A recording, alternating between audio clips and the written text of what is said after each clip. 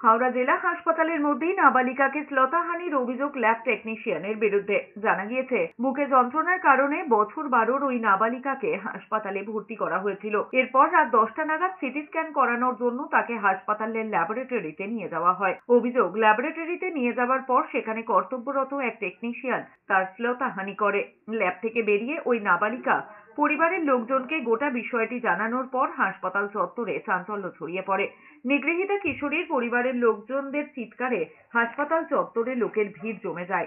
আমরা এমন একটা রাজ্যে বসবাস করছি যেখানে আরজি করের মতো এরকম ঘটনা হবার পর যখন সারা পশ্চিমবঙ্গ, সারা ভারতের মানুষ রাস্তায় রয়েছে, তার মধ্যেও একটা লোকের এতটা সাহস হয় যে সে একটা মেয়েকে ধর্ষণের চেষ্টা করতে পারে, মোলেস্ট করতে পারে। কতটা সাহস আমরা প্রশাসন হিসাবে, সরকার হিসাবে ধর্ষকদের দিয়েছি সেটা আমাদের ভাবা উচিত। সুপার বলছেন যে ভদ্রলোক কাজটি করেছেন, যে লোক এই কাজটি করেছেন, তিনি নাকি কন্ট্রাকচুয়াল স্টাফ, তিনি পার্মানেন্ট স্টাফ নয়। এখন এই প্রশ্নও তো আমাদের করতে হবে, হাওড়া হসপিটালের মতো একটা ইম্পর্টেন্ট হসপিটাল, সেখানে পার্মানেন্ট স্টাফ থাকবে না?